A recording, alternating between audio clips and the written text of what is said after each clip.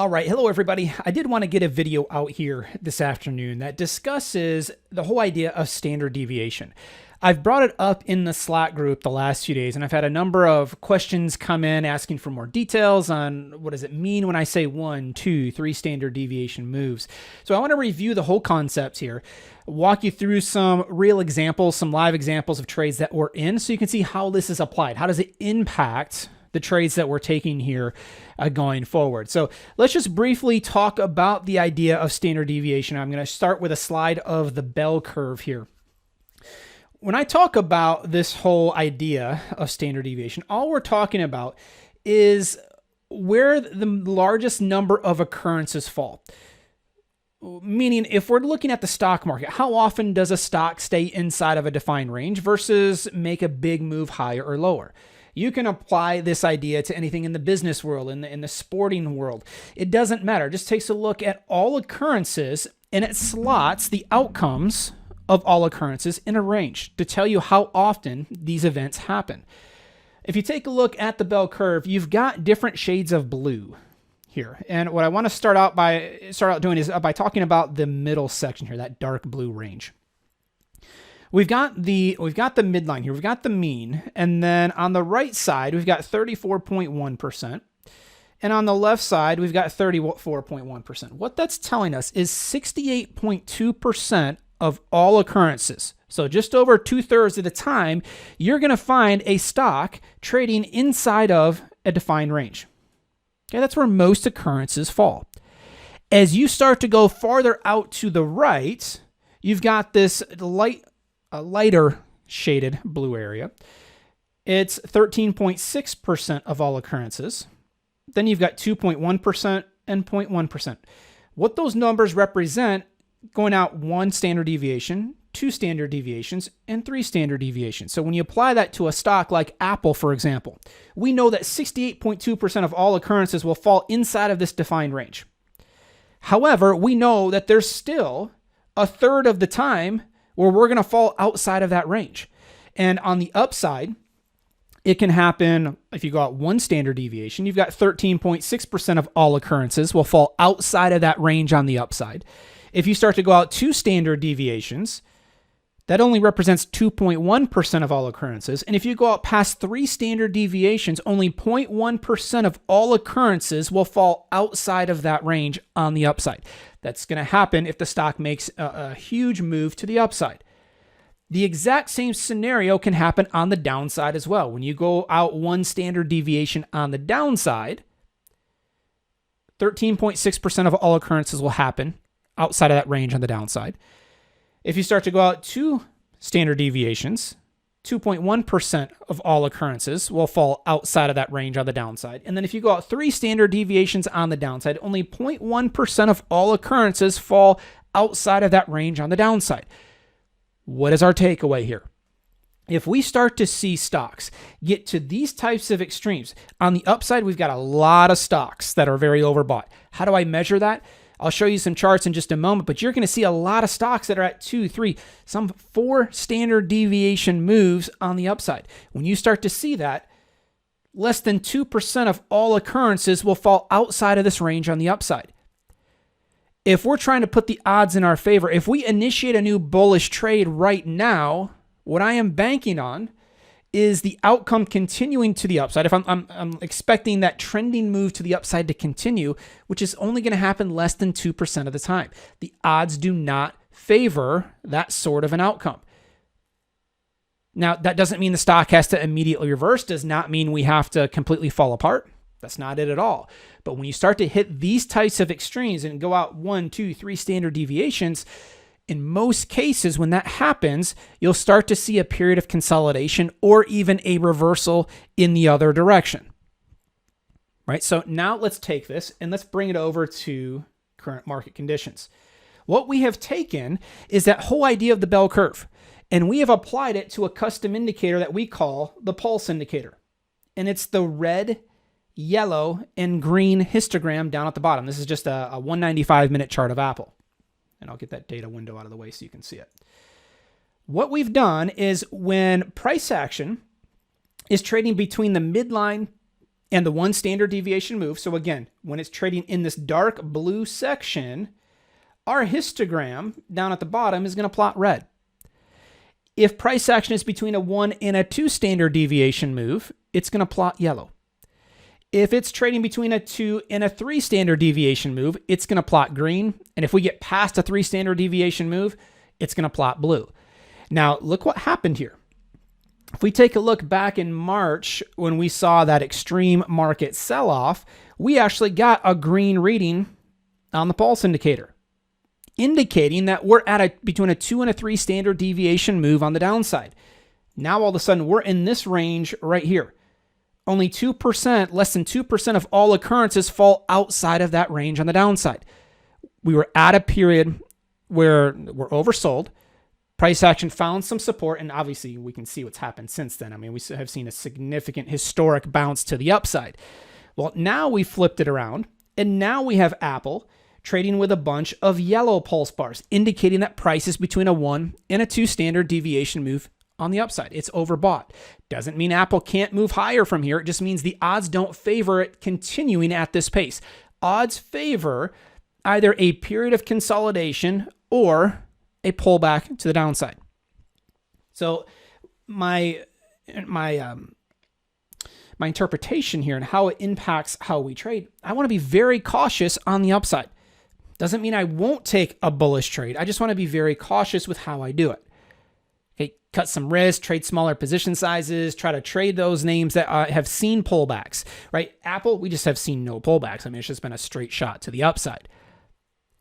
If you're going to initiate a new long trade here, it becomes very, very challenging because you're basically asking a historic move, a historic overbought condition to continue. If you're already long Apple, if you're bullish Apple already, that's one thing. Okay, I don't mind holding a position and just, keeping a stop in place and trying to take as much profit out of the trade as you can. But initiating a new long trade here does not put the odds in our favor. If I switch this over to Microsoft, same settings, right? Same pulse indicator, pulse histogram down at the bottom. And you can see, again, back in March, we got all these oversold conditions. We got the yellow, the green pulse reading that indicated that we're between a 2 and a 3 standard deviation move on the downside. Notice what happened. It didn't happen immediately, right? I mean, we had a whole slew of yellow bars here. It took some time. But see how price action started to consolidate down here? As soon as those yellow bars and then the green bars printed on the pulse, see how price action was choppy here? It started to consolidate and it reversed to the upside.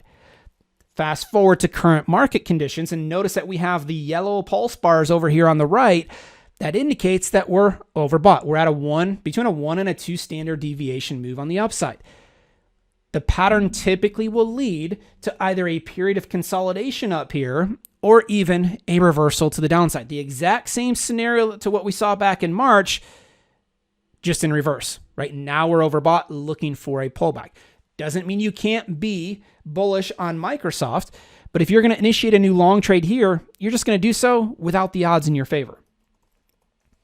Okay, Spotify, SPOT. We have had a whole slew of yellow bars. This is a very unusual pattern. When you see the pulse plot green like this, it indicates that price is between a 2 and a 3 standard deviation move on the upside. It's very, very unusual to see that type of price action. In most cases, long-term, you might see 1, 2, or 3 green bars on the pulse. Very unusual to see a couple of weeks worth of green bars. It's very, very overbought, and it's been overbought now for the last few weeks. This is very, very typical of a late-stage move. It'll typically lead to a period of consolidation or even a reversal to the downside. When I say reversal, I am not saying the market's going to collapse. That's not it at all.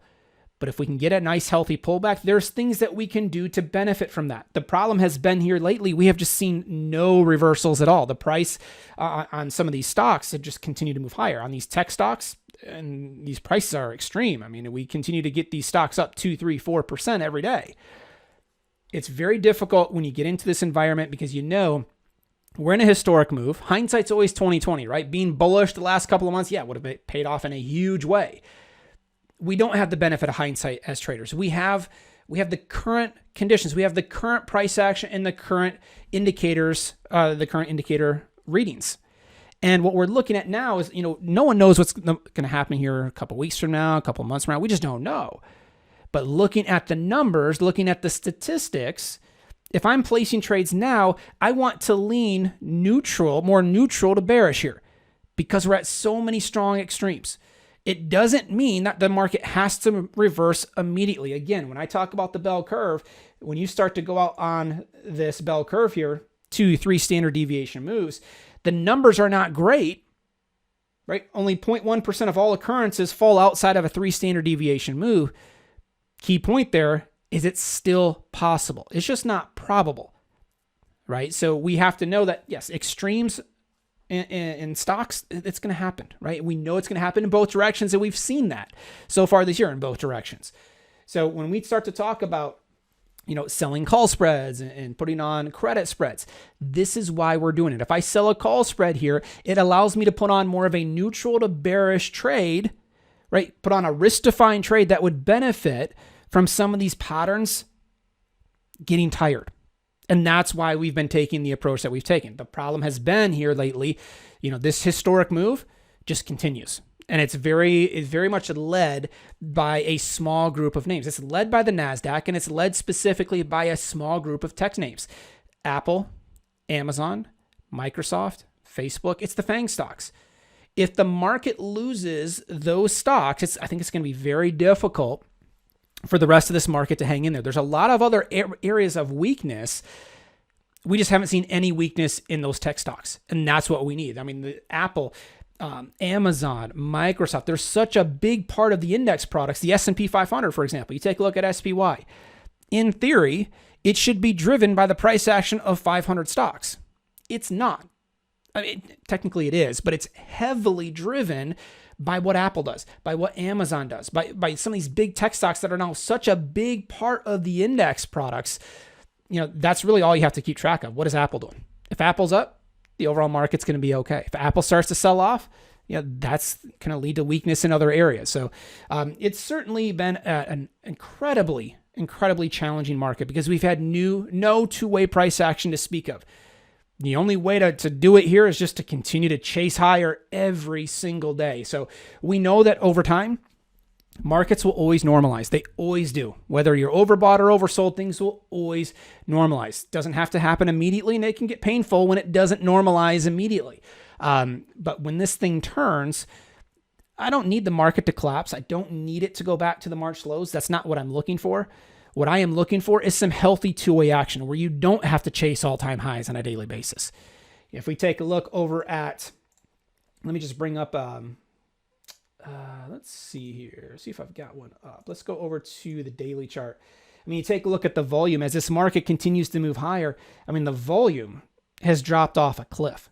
I mean, here today, we saw another nice rally up today.